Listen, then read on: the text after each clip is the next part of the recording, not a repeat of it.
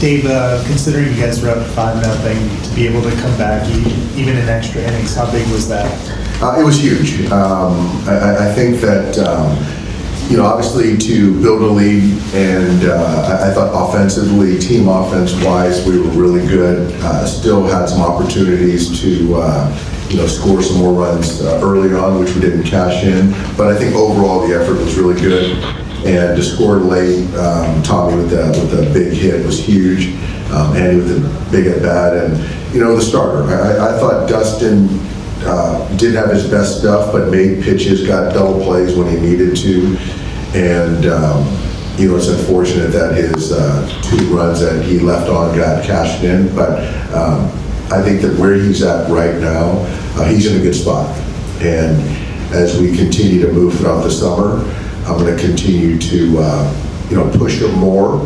But I think for me, it's very important, given, his health history and kind of what he's coming back from, to kind of manage it over the long season. But, he's doing a heck of a job for us. How do you balance, obviously you guys won tonight, but his unsatisfaction with the way he pitched and the way things went early, we're in the 6th inning? Yeah, you know what, I think that I don't think the really good pitchers are never going to be satisfied and never want to come out of a game, and that's a good thing.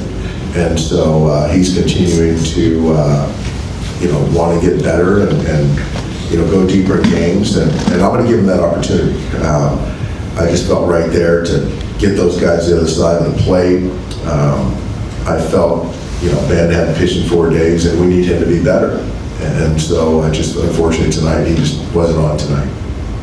How stressful have you been the wins felt this year? They have.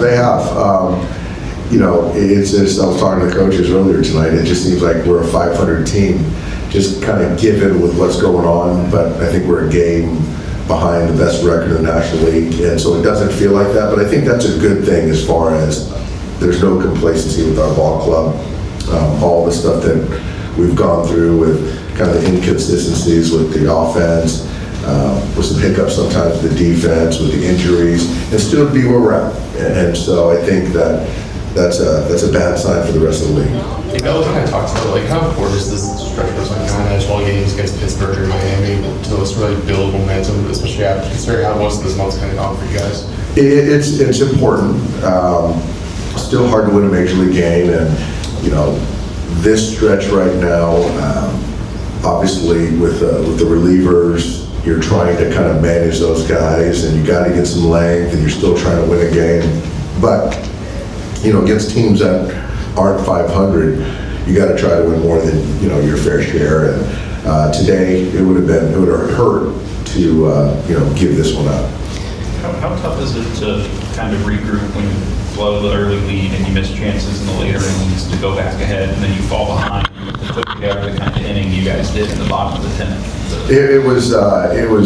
It's a sign of experience, and Andy's at bat right there. You're down a run. You got to try to get on base and not try to expand, take the walk, and then Kike comes in there and gets down a nice sacrifice bunt to set the stage for Tommy. So it's just good to see that. And even earlier in the game, Mookie gets a guy over, gets Chilling over, and Freddie gets a base hit with a drawn in infield. So we're doing things like fundamentally really well now offensively, and that's a good thing. And Teo obviously is still a fire, and with another homer, so some good things happening. And Dave, 3 hits for Miguel Rojas tonight. Just what do you think about his night, and just what do you think he's taken on the challenge of being able to just expected to produce even with the days off, kind of in between his playing time? Miggy's been great. He's a glue guy for our club. It's a hard role when you're not in there and you're playing once, twice a week. The 2-strike block base hit, then he gets a bunt base, or then he gets a double to drive in a run, then he gets a bunt base hit, obviously the solid defense, and even to give away to Tommy late against Tinoco, just understanding I like the matchup, and he is he's just great, and it was good for all of us to see Miggy throw out a few knocks tonight.